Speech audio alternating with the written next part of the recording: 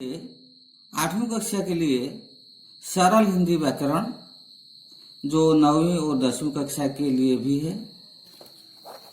इसमें हम पढ़ेंगे वाक्य। वाक्य क्या है? राम पढ़ता है, हरि घोड़े पर बैठकर आ रहा है, आज बाजार बंद है। जो राम पढ़ता है ये एक शब्द है, ये एक शब्द है। हरि एक शब्द, घोड़े पर बैठकर आ रहा, ये सभी एक एक शब्द है। इन शब्द समूह को देखने से पता चलता है कि प्रत्येक शब्द समूह में कोई न कोई बात कही गई है। इन शब्द समूह में कोई न कोई बात कही गई है, कुछ बात बताई गई है। वह बात पूरी तरह समझ में भी आ जाती है। समझ में भी आ जाती है इसमें क्या बताया गया है या क्या कहा गया है। ये सभी शब्दों को मिला देने से हमारे समझ में आ जाता है इसका अर्थ क्या होता है। इस प्रकार के शब्द समूह को वाक्य कहते हैं। मतलब शब्द समूह को वाक्य कहते हैं जिसका कोई अर्थ रहता है या इसका अर्थ हमारे समझ में आ जाता है। किसी वाक्य के दो मुख्य अंग होते हैं, उद्देश्य और विधेय। वाक्य के दो मुख्य अंग होता है, एक उद्देश्य यानी सब्जेक्ट होता है और एक विधेय यानी प्रेडिकेट होता है। सब्जेक्ट, प्रेडिकेट, उद्देश्य, विधेय। तो जिसके विषय में कुछ कहा जाता है उसे उद्देश्य कहते हैं। राम पढ़ता है यानी राम के बारे में कहा जाता है कि वह पढ़ता है, तो राम के बारे में कहा जाता है इसलिए राम उद्देश्य, और जो बताया जाता है पढ़ता है ये होता है विधेय यानी ये सब्जेक्ट होता है, ये प्रेडिकेट होता है। उपयुक्त वाक्यों में राम हरि बाजार, राम हरि यहाँ पे बाजार, ये सब उद्देश्य होता है यानी सब्जेक्ट होता है। आज बाजार बंद है, यहाँ पे बाजार ये सब्जेक्ट होता है, बीच में ये लगाया गया है, ये सब्जेक्ट होता है। बाजार आज बंद है लेकिन बाजार को बीच में रखा गया है, फिर भी ये होता है सब्जेक्ट, और ये आज बंद है ये होता है प्रेडिकेट यानी विधेय होता है। हरि घोड़े पर बैठकर आ रहा है, हरि सब्जेक्ट यानी उद्देश्य होता है, घोड़े पर बैठकर आ रहा है ये होता है विधेय यानी प्रेडिकेट होता है। तो सब्जेक्ट के बारे में जो कुछ बताया जाता है वो होता है प्रेडिकेट यानी विधेय, और जिसके बारे में बताया जाता है वो होता है उद्देश्य। इसलिए राम, हरि और बाजार ये होता है उद्देश्य, और पढ़ता है, घोड़े पर बैठकर आ रहा है, आज बंद है, ये सब होता है विधेय। उद्देश्य के बारे में जो कुछ भी कहा जाए उसे विधेय कहते हैं। उपयुक्त वाक्यों में पढ़ता है, मैंने बताया ये पढ़ता है, घोड़े पर बैठकर आ रहा है, घोड़े पर बैठकर आ रहा है, आज बंद है, आज बंद है। बाजार ये उद्देश्य होता है, ये विधेय नहीं होता है, इसलिए ये सब बाकी जो उद्देश्य को छोड़कर बाकी सब विधेय होता है, ये सब विधेय होता है। तो ये जो वाक्य इसमें हम ज्यादा नहीं पढ़ेंगे, खासकर हम वाक्य के भेद के बारे में आज पढ़ेंगे। वाक्य के भेद। रचना की दृष्टि से वाक्य के 3 प्रकार के हैं, सरल वाक्य, मिश्र वाक्य और संयुक्त वाक्य। ये परीक्षा में आता है इसलिए इसको जानना जरूरी है। सरल वाक्य क्या है, मिश्र वाक्य क्या है और संयुक्त वाक्य क्या है। तो पहले हम पढ़ेंगे सरल वाक्य। जिस वाक्य में एक उद्देश्य और एक विधेय होता है उसे सरल वाक्य कहते हैं।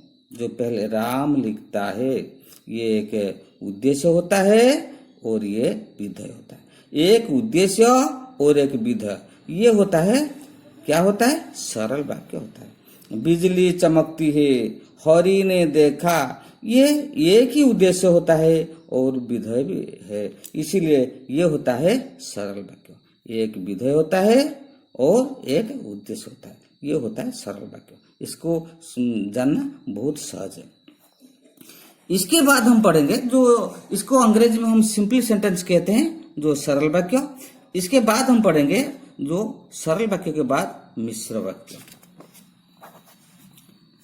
तो मिश्र वाक्य क्या है, ये उड़िया में है, अंग्रेजी में भी है और हिंदी में है।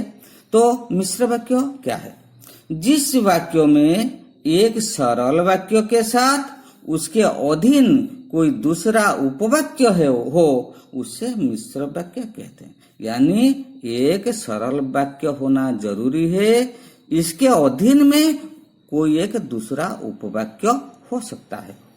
तो राम कहता है कि मैं आज कोरापुट जाऊंगा। राम कहता है, ये एक वाक्य होता है, ये सरल वाक्य होता है। इसमें राम उद्देश्य, कहता है विधेय, इसलिए ये एक सरल वाक्य होता है। राम कहता है, इसके अधीन में और एक वाक्य है कि मैं आज कोरापुट जाऊंगा। मैं आज कोरापुट जाऊंगा, ये एक वाक्य होता है, लेकिन इसके अधीन में ये वाक्य रहता है। राम कहता है कि मैं आज कोरापुट जाऊंगा, तो मैं कोरापुट जाऊंगा ये राम कहता है। तो राम के कहने के अनुसार ये मैं आज कोरापुट जाऊंगा, इसलिए ये राम कहता है सरल, ये एक सरल वाक्य होता है। इसमें अधीन में और एक उपवाक्य आता है जो आज मैं कोरापुट जाऊंगा, इसलिए ये होता है मिश्र वाक्य। इसको जानना बहुत सहज है, क्योंकि एक सरल वाक्य, उसके अधीन में एक उपवाक्य भी है।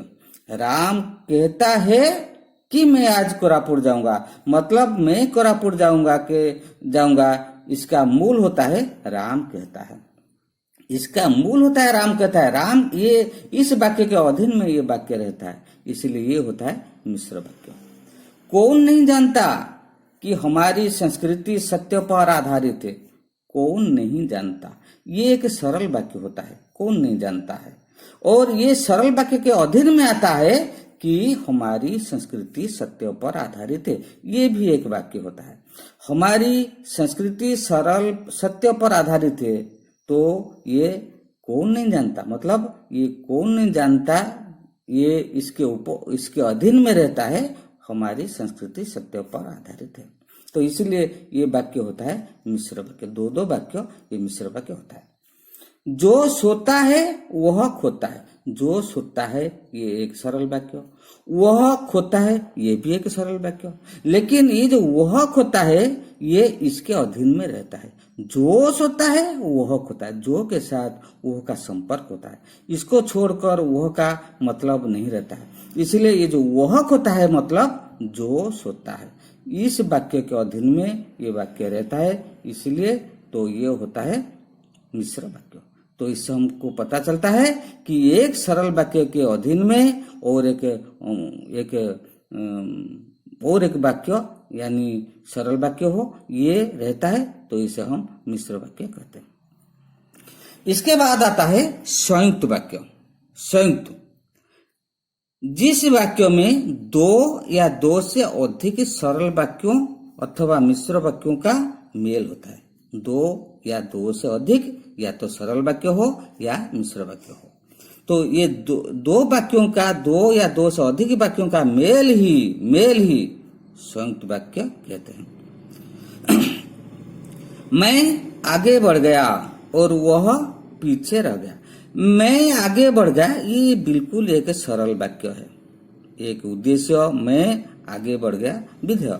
मैं आगे बढ़ गया, सिंपल सेंटेंस, सरल वाक्य। वह पीछे रह गया, ये भी एक सरल वाक्य है, सिंपल सेंटेंस है। और इसको जुड़ा गया है और के साथ जुड़ा गया है। मैं आगे बढ़ गया और वह पीछे रह गया, दो सरल वाक्य है और इसको जोड़ दिया गया है और के साथ। इसलिए ये दोनों वाक्यों को जोड़ने के कारण ये वाक्य संयुक्त वाक्य बन गया। आप आए और बाहर आई। आप आए, ये एक सरल वाक्य है। बहार आई यानी बारिश आई, ये एक सरल वाक्य है। और ये दोनों वाक्यों को जोड़ दिया गया है और लगा करके। जो और लगा करके जोड़ दिया गया, और एवं लगा करके जो वाक्य को जोड़ दिया जाता है, तो ये दोनों वाक्यों या दो से अधिक वाक्यों जब जोड़ दिया जाता है उसे हम संयुक्त वाक्य कहते हैं। मैं कोलकाता गया था और वहां से पुस्तक लाया था। मैं कोलकाता गया था, ये एक सरल वाक्य है। मैं उद्देश्य, कोलकाता गया था विधेय, ये सब्जेक्ट है, ये प्रेडिकेट है। ये होता है सिंपल सेंटेंस, मैं कोलकाता गया था और वहां से पुस्तक लाया था। वहां से पुस्तक लाया था, ये भी एक सिंपल सेंटेंस है, सरल वाक्य है, लेकिन जोड़ दिया गया और के साथ। अगर और न होता, ये दोनों वाक्य आपस में न जोड़ते, इसलिए दोनों वाक्य को जब और लगा करके जोड़ दिया गया, ये बन गया संयुक्त वाक्य। इसलिए आज हमने पढ़ा सरल वाक्य, मिश्र वाक्य, संयुक्त वाक्य। ये परीक्षा में आता है, इसको ध्यान से याद रखना। आज इतना ही।